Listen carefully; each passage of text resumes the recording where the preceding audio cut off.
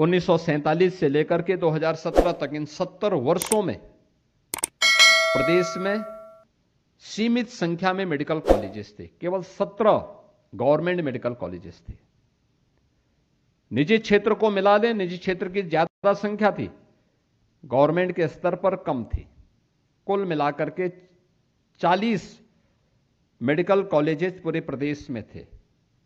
और आज उत्तर प्रदेश में गवर्नमेंट के स्तर पर और निजी क्षेत्र को मिलाकर के, निजी क्षेत्र के कम हैं, अब सरकार के स्तर पर ज्यादा कॉलेजेस चलाए गए हैं।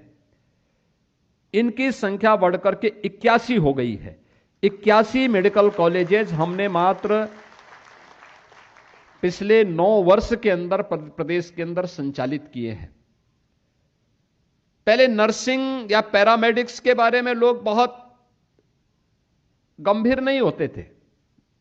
ये मान के चलते थे कि जैसे तैसे इनकी नियुक्ति हो जाए, अगर हॉस्पिटल बन गए लेकिन वहां पे डॉक्टर की नियुक्ति हो जाती थी, डॉक्टर जाए न जाए लेकिन नियुक्ति हो गई, वहीं पे औपचारिकता पूर्ण होती थी। ना वहां इक्विपमेंट होते थे, ना नर्सिंग ऑफिसर्स होते थे, ना पैरामेडिक्स होता था, ना टेक्नीशियन होते थे, ना वार्ड बॉय होता था।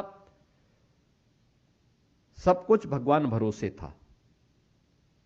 स्वास्थ्य की सुविधा भी भगवान भरोसे थी। लोग मरते थे, उस अज्ञात बीमारी दिखा करके उन्हें ऐसे ही जैसे तैसे छोड़ दिया जाता था। लेकिन हम लोगों ने इस बात को देखा कि कैसे इन सेवाओं को आगे बढ़ाने का परिणाम किस रूप में आगे बढ़ा। इस स्वास्थ्य की सुविधा लखनऊ में केजीएमयू, आरएमएल या एसजीपीजीआई पहले से काम कर रहा था।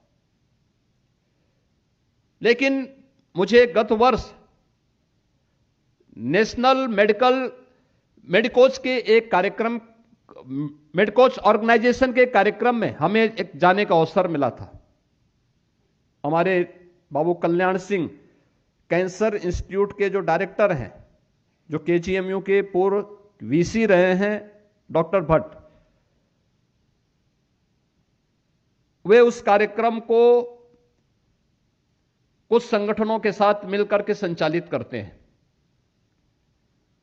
और जब मैंने उनके कार्यक्रम के बारे में पूरा डाटा देखा कि जिन 7 जनपदों में उनकी यात्रा गई थी, उन 7-8 जनपदों के जो डाटा सामने आए थे भारत नेपाल के सीमावर्ती क्षेत्रों में,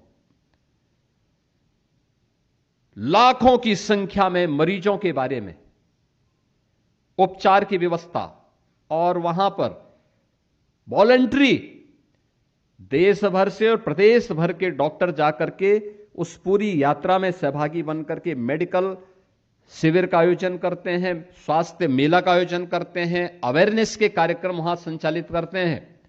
और वे डाटा उस समय हमें बताते थे कि वास्तव में स्वास्थ्य की सेवा उन क्षेत्रों में आवश्यक है जिन क्षेत्रों में अब तक कोई नहीं पहुंचा है। और आज ये यात्रा ही नहीं, अब वहां हमारे मेडिकल कॉलेजेस भी पहुंच रहे हैं। मेडिकल कॉलेजेस के माध्यम से नर्सिंग कॉलेजेस भी अब वहां पे हमारे पहुंच रहे हैं।